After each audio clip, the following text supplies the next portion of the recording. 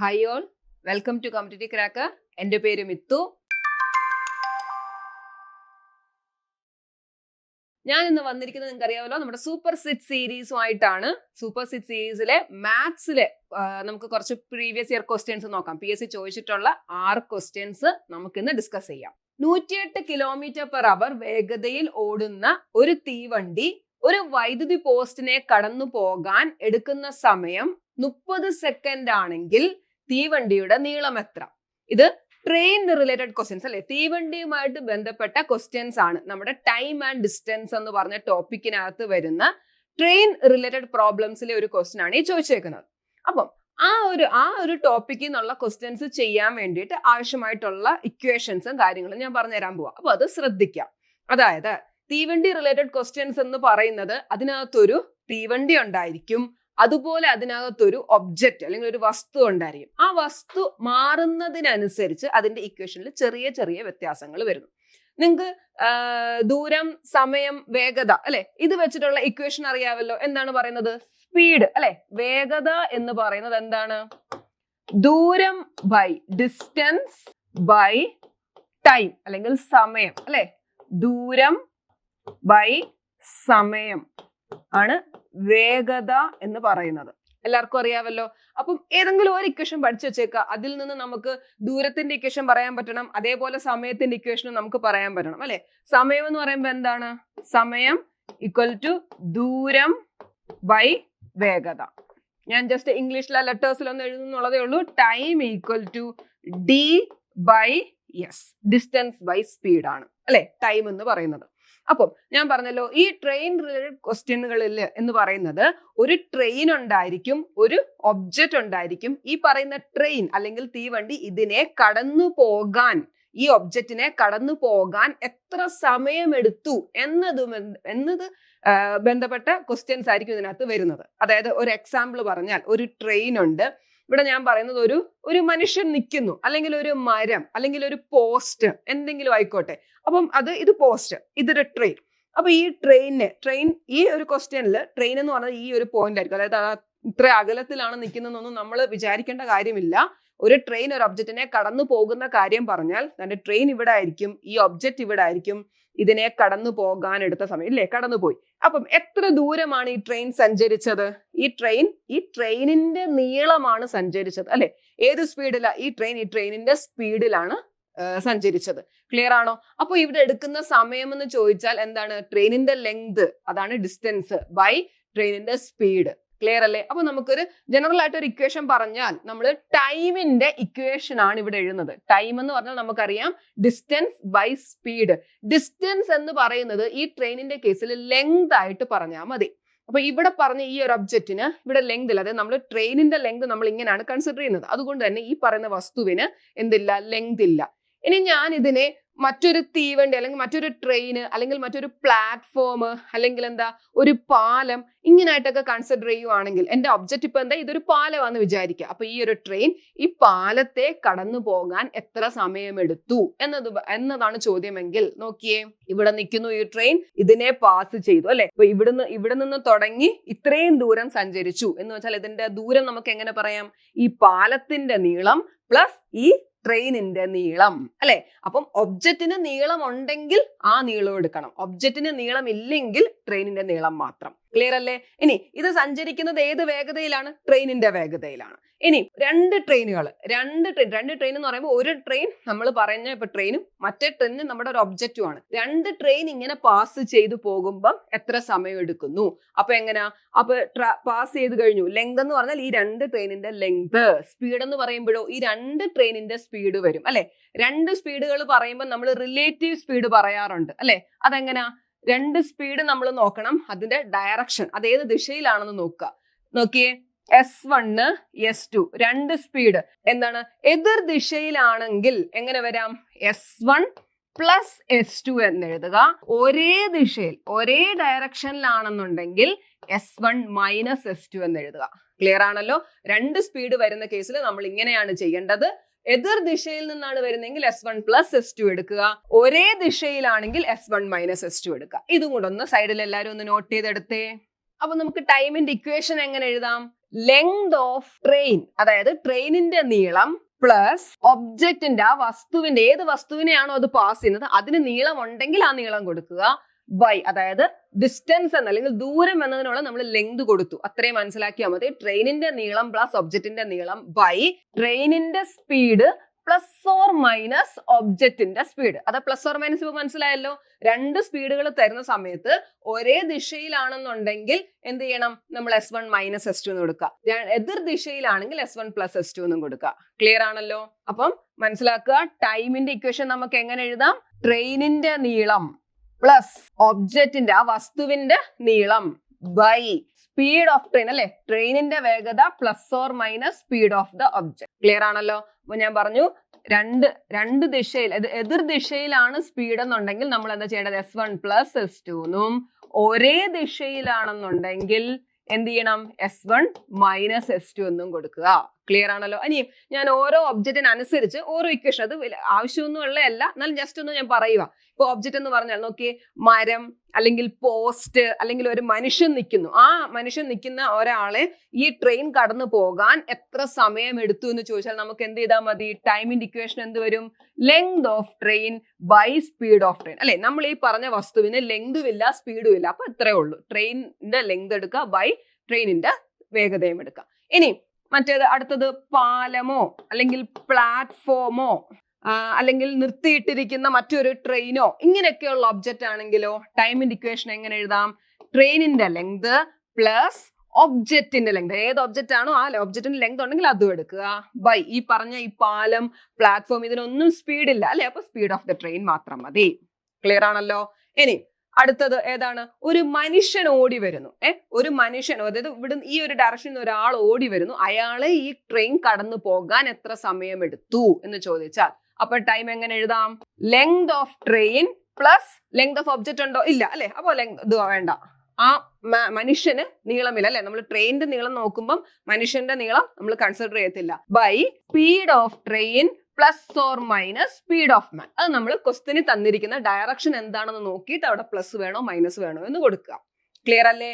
ഇനി അടുത്ത ഒരു ട്രെയിൻ, രണ്ട് ട്രെയിനുകൾ കടന്നു പോകാൻ എത്ര സമയം എടുത്തു എന്ന് ചോദിച്ചാൽ ടൈം എന്ത് വരും, ലെങ്ത് ഓഫ് ട്രെയിൻ 1, അല്ലെ, ആദ്യത്തെ ട്രെയിനിന്റെ നീളം പ്ലസ് രണ്ടാമത്തെ ട്രെയിനിന്റെ നീളം by speed of train 1 plus or minus speed of train 2. Clear അല്ലേ. ഇത് മനസ്സിലായി, ഇത് കാര്യം ഈ ഒരു ഇക്വേഷൻ മനസ്സിൽ വെച്ചേക്കുക. എന്നിട്ട് ആ ഒബ്ജക്റ്റിനെ, ആ ക്വസ്റ്റ്യനിൽ തന്നിരിക്കുന്ന ഏത് വസ്തുവിനെ കടന്നു പോകുന്ന കാര്യമാണ് പറയുന്നത് ക്ലിയർ ആവുക, അതിനനുസരിച്ച് നമ്മൾ ഇത് എഴുതിയാൽ മതി. ക്ലിയർ അല്ലേ. അപ്പൊ നമുക്ക് ക്വസ്റ്റ്യൻ ചെയ്യാം. അതേപോലെ ഇത് മനസ്സിലാക്കിക്കോണം, രണ്ട് സ്പീഡുകൾ ഉണ്ടെങ്കിൽ എന്താണ്, എതിർ ദിശയിലാണെങ്കിൽ അത് ആഡ് ചെയ്യുക, ഒരേ ദിശയിലാണെന്നുണ്ടെങ്കിൽ എന്താണ്, അത് മൈനസ് ചെയ്യുക, അത് മറക്കരുത്. അപ്പൊ നമ്മുടെ ക്വസ്റ്റ്യൻ ഒന്ന് നോക്കിയേ. 108 കിലോമീറ്റർ പെർ വേഗതയിൽ ഓടുന്ന ഒരു തീവണ്ടി ഒരു വൈദ്യുത പോസ്റ്റിനെ കടന്നു പോകാൻ എടുക്കുന്ന സമയം 30 സെക്കൻഡ് ആണെങ്കിൽ തീവണ്ടിയുടെ നീളം എത്ര. ഒരു കാര്യം കൂടെ പറയാനുണ്ട്, നോക്കിയേ, നമ്മൾ ഈ വേഗത എന്ന് പറയുന്നത് ഏതൊക്കെ യൂണിറ്റുകളിൽ പറയാറുണ്ട്, കിലോമീറ്റർ പെർ അവറിൽ പറയാറുണ്ട്, അതേപോലെ തന്നെ മീറ്റർ പെർ സെക്കൻഡിലും പറയാറുണ്ട്. ഈ ട്രെയിനിന്റെ ക്വസ്റ്റ്യനുകളിൽ അത് കടന്നു പോകുന്ന സമയം എന്ന് പറയുന്നത് മിക്കപ്പോഴും സെക്കൻഡുകളിലായിരിക്കും. അതേപോലെ ട്രെയിനിന്റെ നീളം എന്ന് പറയുന്നത് മിക്കപ്പോഴും മീറ്ററിലുമായിരിക്കും. അതുകൊണ്ട് തന്നെ വേഗത, നമുക്ക് ക്വസ്റ്റ്യനിൽ തരുന്ന വേഗത മിക്കപ്പോഴും കിലോമീറ്റർ പെർ അവറിലായിരിക്കും, അതിനെ മീറ്റർ പെർ സെക്കൻഡിലേക്ക് നമ്മൾ മാറ്റേണ്ടതായിട്ട് വരുന്നുണ്ട്. ക്ലിയർ ആണോ. സമയം മിക്കപ്പോഴും സെക്കൻഡ് ആയിരിക്കും, നമ്മുടെ ട്രെയിനിന്റെ അല്ലെങ്കിൽ എന്തെങ്കിലും ഒബ്ജക്റ്റിന്റെ നീളം എന്ന് പറയുന്നത് മീറ്ററിലും ആയിരിക്കും. അതുകൊണ്ട് തന്നെ നമ്മൾ വേഗത മീറ്റർ പെർ സെക്കൻഡിലോട്ട് മാറ്റേണ്ടി വരും. അപ്പൊ അതും കൂടെ ഒന്ന് പഠിച്ചു വെച്ചേക്കുക. കിലോമീറ്റർ പെർ അവറിനെ മീറ്റർ പെർ സെക്കൻഡിലോട്ട് മാറ്റാൻ എന്താ ചെയ്യേണ്ടത്, 5/18 കൊണ്ട് മൾട്ടിപ്ലൈ ചെയ്യുക. അതായത് കിലോമീറ്റർ പെർ അവറിൽ ഒരു വേഗത തന്നാൽ അതിനെ 5/18 കൊണ്ട് ഗുണിച്ചാൽ നമുക്ക് എന്ത് കിട്ടും, മീറ്റർ പെർ സെക്കൻഡ് കിട്ടും. ഇനി അതേപോലെ തന്നെ പഠിച്ചു വെച്ചേക്കണം, മീറ്റർ പെർ സെക്കൻഡിനെ തിരിച്ച് കിലോമീറ്റർ പെർ അവറിലേക്ക് മാറ്റണമെങ്കിലോ 18/5 കൊണ്ട് ഗുണിക്കുക. ക്ലിയർ അല്ലേ. അപ്പൊ ഈ ഒരു കാര്യവും കൂടെ നിങ്ങളൊന്ന് നോട്ട് ചെയ്ത് വെച്ചേക്കാം. അപ്പൊ നമ്മുടെ ക്വസ്റ്റ്യനിൽ 108 കിലോമീറ്റർ പെർ അവർ വേഗതയിൽ എന്നാ ഞാൻ പറഞ്ഞു കണ്ടോന്നാണ്ടേ 30 സെക്കൻഡ്, സമയം തരുന്നത് സെക്കൻഡിലാണ്. അതേപോലെ തന്നെ തീവണ്ടിയുടെ നീളം ചോദിച്ചേക്കുന്ന മീറ്ററിലാണ്. അപ്പൊ നമ്മൾ ആദ്യം തന്നെ നമുക്ക് സ്പീഡിനെ ഒന്ന് മാറ്റാം. സ്പീഡ് എന്താണ്, 108 kilometre per hour. Kilometre per അവറിനെ മീറ്റർ പെർ സെക്കൻഡിലാക്കാൻ എന്താ ചെയ്യേണ്ടത്, ഇങ്ങനെ ആലോചിക്കുക. ചെറുതിലോട്ടാണ് ആക്കണമെങ്കിൽ ചെറിയ നമ്പർ മേളി വരിക. അപ്പൊ 5 മേൾ അല്ലെ, 5/18. അപ്പൊ ഇൻറ്റു 5/18. കട്ട് ചെയ്തേ. 2 വെച്ച് കട്ട് ചെയ്താൽ 54, ഇവിടെ 9, ഇനി 9ഉം 54ഉം കൂടെ കട്ട് ചെയ്താൽ 6 into 5 30 മീറ്റർ പെർ സെക്കൻഡ് എന്ന് കിട്ടി. ഇനി നോക്കിയേ, ഒരു തീവണ്ടി ഒരു വൈദ്യുത പോസ്റ്റിനെ എന്ന് പറയുമ്പോൾ നമ്മുടെ ഒബ്ജക്റ്റ് മനസ്സിലായല്ലോ, ലെങ്തും സ്പീഡും ഇല്ലാത്ത ഒരു ഒബ്ജക്റ്റ്. അപ്പൊ ടൈമിന്റെ ഇക്വേഷൻ എന്താണ്? Length of train by speed of train. Clear അല്ലേ? ഇനി നമുക്ക് വേണ്ടത് തീവണ്ടിയുടെ നീളമാ, ലെങ്ത് നീളമാണ് അറിയേണ്ടത് അല്ലേ? അപ്പൊ നീളത്തിന്റെ ഇക്വേഷൻ എങ്ങനെ എഴുതാം? ഇത് രണ്ടും കൂടെ മൾട്ടിപ്ലൈ ചെയ്താൽ പോരായോ? ലെങ്ത് ഓഫ് ട്രെയിൻ എന്ന് പറഞ്ഞാൽ time into speed of train. Clear അല്ലേ? ടൈം എത്ര? 30 സെക്കൻഡ് അല്ലെ? സമയം തന്നിട്ടുണ്ട്, കടന്നു പോകാൻ 30 സെക്കൻഡ് എടുക്കും. 30 ഇൻറ്റു സ്പീഡ് ഓഫ് ട്രെയിൻ നമുക്ക് 30 മീറ്റർ പെർ സെക്കൻഡ് എന്ന് കിട്ടിയായിരുന്നു. So into 30. സോ ആൻസർ എന്ത് വരും? 900. ഏത് യൂണിറ്റിൽ നമ്മൾ മീറ്റർ പെർ സെക്കൻഡിലാക്കിയില്ലായിരുന്നോ? മീറ്റർ. 900 മീറ്റർ എന്ന് കിട്ടും. ക്ലിയർ അല്ലേ? ഓപ്ഷൻ മനസ്സിലായോ? അടുത്ത ക്വസ്റ്റ്യൻ എത്രയാണ്? 300 മീറ്റർ നീളമുള്ള ട്രെയിൻ 30 സെക്കൻഡ് കൊണ്ട് 500 മീറ്റർ നീളമുള്ള പാലം. അപ്പൊ നമുക്ക് ഇവിടുന്ന് ഏത് ഒബ്ജക്റ്റ് ആണെന്ന് മനസ്സിലായി. സോ ടൈം എങ്ങനെ എഴുതാം? Time equal to length of train plus നമ്മൾ പറഞ്ഞ ഒബ്ജക്റ്റിന്റെ നീളമുണ്ടോ? ഉണ്ട്. പാലം അല്ലെ? നീളമുണ്ട്. So length of object by speed ഇല്ലല്ലോ പാലത്തിന് അല്ലെ? അപ്പൊ അത് സ്പീഡ് ഓഫ് ട്രെയിൻ. 300 മീറ്റർ നീളമുള്ള ട്രെയിൻ 30 സെക്കൻഡ് കൊണ്ട് 500 മീറ്റർ നീളമുള്ള പാലം കടക്കുന്നു എങ്കിൽ ട്രെയിനിന്റെ വേഗത എത്ര? ഏതാണ്? 500 മീറ്റർ നീളമുള്ള പാലം. അപ്പൊ നമ്മുടെ ഒബ്ജക്റ്റ് എന്ന് പറയുന്നത് എന്താണ്? പാലമാണ്. അപ്പൊ നമുക്കറിയാം സമയത്തിന്റെ ഇക്വേഷൻ നമ്മൾ എങ്ങനെ എഴുതുന്നത്? Time equal to length of train plus length of object by speed of train അല്ലെ? ഒബ്ജക്റ്റിന് ലെങ്ത് ഉണ്ട് പക്ഷെ സ്പീഡ് ഇല്ല. അപ്പൊ നമുക്ക് എഴുതാം 300 മീറ്റർ നീളമുള്ള ട്രെയിൻ. അപ്പൊ length 300 plus length of object എത്രയാണ്? 500 ബൈ സ്പീഡ് ഓഫ് ട്രെയിൻ അറിയത്തില്ലല്ലോ, അത് നമുക്ക് കണ്ടുപിടിക്കാനുള്ളത്. അത് അങ്ങനെ തന്നെ എഴുതിക്കോ. ദെൻ ടൈം എത്രയാണ്? എത്ര സെക്കൻഡാ കിടക്കുന്നത്? ട്രെയിൻ 30 സെക്കൻഡ് കൊണ്ട് കടക്കും. അപ്പൊ ടൈം 30. ക്ലിയർ അല്ലേ? ഇനി സ്പീഡ് ഓഫ് ട്രെയിൻ എഴുതിയാൽ ഈ 30 ഇവിടെ വരത്തില്ലേ? സ്പീഡ് ഓഫ് ട്രെയിൻ ഇവിടെയും വരും. ST will be equal to 300 plus 500 800 by 30. Clear അല്ലേ? അപ്പം നമുക്ക് എന്തോരം കട്ട് ചെയ്താൽ 80/3. ഇതിന്റെ യൂണിറ്റ് ഒന്ന് നോക്കി. 300ഉം 500ഉം മീറ്ററില. ടൈം നമ്മൾ എഴുതിയേക്കുന്നത് സെക്കൻഡില. അതുകൊണ്ട് തന്നെ നമുക്ക് വേഗത ഏത് യൂണിറ്റിലാണ് കിട്ടുന്നത്? മീറ്റർ പെർ സെക്കൻഡ് കിട്ടും. 80/3 മീറ്റർ പെർ സെക്കൻഡ്. പക്ഷെ നമുക്ക് ഓപ്ഷനിൽ തന്നിരിക്കുന്നത് എങ്ങനെയാണ്? കിലോമീറ്റർ പെർ അവർ. അപ്പൊ നമുക്കറിയാം മീറ്റർ പെർ സെക്കൻഡിനെ കിലോമീറ്റർ പെർ അവറിലോട്ട് മാറ്റണമെങ്കിൽ എന്തുകൊണ്ടാണ് ഗുണിക്കേണ്ടത്? വലുതിലോട്ട് മാറ്റോ വലിയ നമ്പർ മേളി വരണം അല്ലെ? 18/5 കൊണ്ട് ഗുണിക്കുക. അപ്പൊ നമുക്ക് ചെയ്യാം 80/3 ഇൻറ്റു 18/5. ക്യാൻസൽ ഒക്കെ ചെയ്തേ. 3 വെച്ച് ഇവിടെ കട്ട് ചെയ്താൽ 6 ആയി. 5 കൊണ്ട് 8 കട്ട് ചെയ്യുക, എന്തോരും? 16. That is 16 into 6. Multiply ചെയ്തേ. 36, 96 കിലോമീറ്റർ പെർ അവർ. ക്ലിയർ അല്ലേ? ഓപ്ഷൻ സി 96 കിലോമീറ്റർ പെർ അവർ. അടുത്ത ചോദ്യം, 54 കിലോമീറ്റർ പെർ അവർ വേഗതയിൽ സഞ്ചരിക്കുന്ന 400 മീറ്റർ നീളമുള്ള ഒരു തീവണ്ടി ഒരു പ്ലാറ്റ്ഫോം കടന്നു പോകാൻ 1 മിനിറ്റ് എടുക്കുമെങ്കിൽ പ്ലാറ്റ്ഫോമിന്റെ നീളം എത്ര? എന്താണ്? 54 കിലോമീറ്റർ പെർ വേഗതയിൽ സഞ്ചരിക്കുന്ന 400 മീറ്റർ നീളമുള്ള ഒരു തീവണ്ടി എന്തിനെ കടന്നത്? പ്ലാറ്റ്ഫോമിനെ കടന്നു പോകുന്നു അല്ലെ? അപ്പൊ നമ്മുടെ ഇവിടുത്തെ ഒബ്ജക്റ്റ് പ്ലാറ്റ്ഫോം ആണ്. അതിന്റെ സമയം തന്നിരിക്കുന്നത് 1 മിനിറ്റ്. ഓക്കെ, അപ്പൊ നമുക്കറിയാം ഇക്വേഷൻ എങ്ങനെ എഴുതാൻ? Time equal to length of train plus length of object by speed of train ആണല്ലോ. ഇനി ടൈം എന്താ തന്നിരിക്കുന്നത്? ടൈം എന്ന് പറയുന്നത് 1 മിനിറ്റ് എന്ന് തന്നിട്ടുണ്ട് അല്ലെ? ഞാൻ പറഞ്ഞു നമ്മൾ മിക്കപ്പോഴും എന്താണ് സെക്കൻഡിലായിരിക്കും ടൈം പറയുന്നത്. അതായത് നമ്മൾ നോക്കണം, ഇവിടെ മീറ്ററിലാണ് എന്ത് വരുന്നത്? നീളം കിടക്കുന്നത്. നമുക്ക് നീളം കിട്ടേണ്ടത് മീറ്ററിലാണ്. അതേപോലെ തന്നെ സ്പീഡ് കിലോമീറ്റർ പെർ അവർ നമ്മൾ മീറ്റർ പെർ സെക്കൻഡിലോട്ടും മാറ്റും അല്ലെ? അപ്പൊ നമുക്ക് ടൈമിനെയും സെക്കൻഡിൽ എഴുതാം. 1 മിനിറ്റ് എന്ന് പറഞ്ഞാൽ എത്ര സെക്കൻഡ് ആണ്? 60 സെക്കൻഡ്. അപ്പൊ നമുക്ക് ഇതിനെ 60 സെക്കൻഡ് എന്നങ്ങ് എഴുതാം. ഓക്കെ അല്ലേ? ഇനി സ്പീഡ് ഓഫ് ട്രെയിൻ എത്രയാണ്? 54 കിലോമീറ്റർ പെർ അവർ. അതിനെ നമ്മൾ മാറ്റണ്ടേ? 54നെ മാറ്റാൻ എന്ത് ചെയ്യണം? കിലോമീറ്റർ പെർ അവറിനെ മാറ്റാൻ 5/18. കട്ട് ചെയ്തേ. 9 കൊണ്ട് കട്ട് ചെയ്താൽ ഇവിടെ 6, ഇവിടെ 2, ദെൻ ഇവിടെ 3, 15 മീറ്റർ പെർ സെക്കൻഡ് എന്ന് കിട്ടും. ക്ലിയർ അല്ലേ? ഇനി എന്താണ് നമുക്ക് നോക്കേണ്ടത്? പ്ലാറ്റ്ഫോമിന്റെ നീളം അല്ലെ? അപ്പൊ നമുക്ക് ഓരോന്ന് വാല്യൂ സബ്സ്റ്റിറ്റ്യൂട്ട് ചെയ്യാം. ഇവിടുന്ന് നമുക്ക് എഴുതുവാണെങ്കിൽ length of train plus length of object എന്ന് പറഞ്ഞാൽ ഇത് രണ്ടും കൂടെ മൾട്ടിപ്ലൈ ചെയ്യല്ലേ? ടി, സമയം into speed of train. Okay, സമയം എത്രയാണ്? 60. സ്പീഡ് ഓഫ് ട്രെയിൻ എത്രയാണ്? 15. ഓക്കെ, ലെങ്ത് ഓഫ് ട്രെയിൻ എത്രയാണ്? 400 മീറ്റർ അല്ലെ, 400 മീറ്റർ നീളമുള്ള തീവണ്ടി. So 400 plus length of object എന്നാൽ ലെങ്ത് ഓഫ് പ്ലാറ്റ്ഫോം, പ്ലാറ്റ്ഫോമിന്റെ നീളമാണ് നമുക്ക് കണ്ടുപിടിക്കാനുള്ളത്. So length of platform LP ഞാൻ ഇട്ടു. Okay, so LP will be equal to എന്ത് എഴുതാം, 60 × 15 × 6 30 900 മൈനസ് 400. ക്ലിയർ അല്ലേ? അതായത് ഇവിടുന്ന് ഈ 400 അപ്പുറത്ത് പോയി അത് മൈനസ് ആയി. സോ ആൻസർ എന്ത് വരും, 500. ലെങ്ത് ഓഫ് പ്ലാറ്റ്ഫോം എന്ന് പറഞ്ഞാൽ നമുക്ക് എത്ര കിട്ടി, 500 മീറ്റർ എന്ന് കിട്ടി. ക്ലിയർ അല്ലേ? Option B 500. Civil police officer, അതേപോലെ തന്നെ വുമൺ സിവിൽ പോലീസ് ഓഫീസർ, ഇതിന്റെ നോട്ടിഫിക്കേഷൻ വന്നത് എല്ലാവരും അറിഞ്ഞല്ലോ. January 29 ആണ് അതിന്റെ ലാസ്റ്റ് ഡേറ്റ്. അപ്പൊ എല്ലാവരും അത് അപ്ലൈ ചെയ്യുക.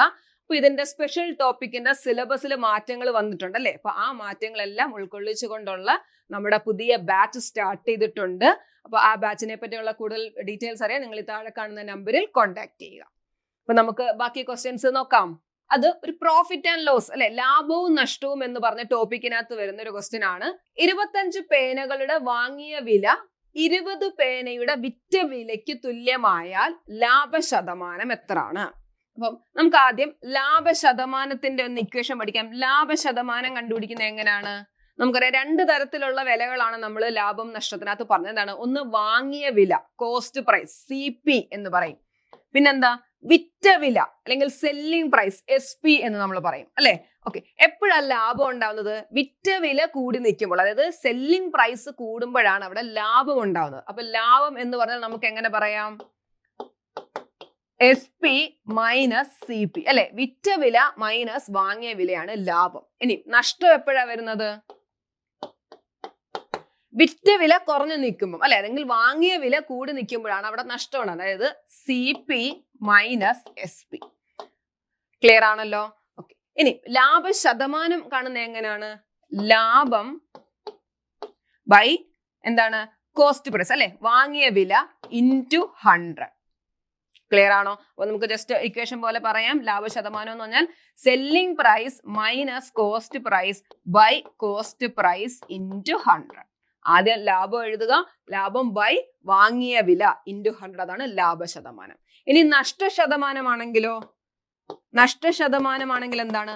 നഷ്ടം ബൈ എന്താണ്, താഴെ വരുന്നത് എപ്പോഴും വാങ്ങിയ വിലയായിരിക്കും വരുന്നത്. ലാഭമാണെങ്കിലും നഷ്ടമാണെങ്കിലും താഴെ അതിന്റെ ശതമാനം കാണണമെങ്കിൽ വാങ്ങിയ വിലയായിരിക്കും താഴെ വരുന്നത് അല്ലെ. Cost price into 100. അതായത് നഷ്ടം എന്ന് പറഞ്ഞാൽ cost price minus selling price by cost price into 100.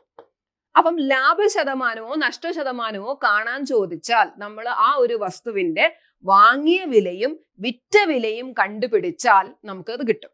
അതേപോലെ നിങ്ങൾ ഒരു കാര്യം മനസ്സിലാക്കേണ്ടത്, എണ്ണം തുല്യമാണ്. അതായത് ഇപ്പൊ നമ്മളൊരു പേന മേടിക്കുന്നു എന്ന് പറഞ്ഞു, ഒരു പേനയുടെ വാങ്ങിയ വിലയും ഒരു പേനയുടെ വിറ്റ വിലയും ഉണ്ടെങ്കിൽ നമുക്ക് അവിടെ ലാഭശതമാനം കണ്ടുപിടിക്കാം. ഇനി അങ്ങനല്ല, 10 പേനയുടെ വാങ്ങിയ വിലയാണ് നമ്മുടെ കയ്യിലുണ്ടെങ്കിൽ 10 പേനയുടെ വിറ്റ വില അത് വേണം നമുക്ക് എടുക്കാൻ. അതായത് എണ്ണം, അതായത് വസ്തുക്കളുടെ എണ്ണം തുല്യമായിരിക്കണം.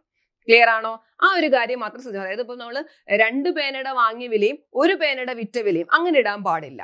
1 പേനയുടെ ആണെങ്കിൽ അത് വാങ്ങിയ വിലയും വിറ്റ വിലയും 1 പേനയുടെ ആയിരിക്കണം. ഇനി നമ്മൾ 10 പേനയുടെ ഇട്ടാലും ഒരേ ആൻസറേ വരത്തുള്ളൂ. 10 പേനയുടെ വാങ്ങിയ വിലയും 10 പേനയുടെ വിറ്റ വിലയും ഇട്ട് നമ്മൾ ചെയ്താലും അതേ ആൻസർ, 1 പേനയ്ക്ക് ഇട്ട അതേ ആൻസർ തന്നെയായിരിക്കും നമുക്ക് വരുന്നത്.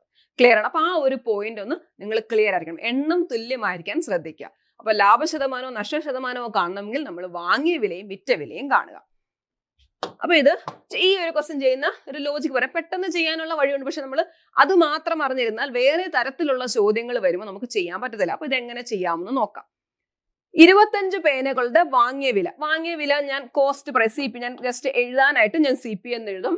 ഇനി വിറ്റ വിലയ്ക്ക് ഞാൻ SP എന്ന് എഴുതും. ഓക്കെ, അപ്പം 25 പേനയുടെ വാങ്ങിയ വില 20 പേനയുടെ വിറ്റ വിലയ്ക്ക് തുല്യമാണ് എന്ന് വെച്ചാൽ കോസ്റ്റ് പ്രൈസ് ഓഫ് 25 പെൻ എന്ന് പറയുന്നത് എന്തിനു തുല്യമാണ്?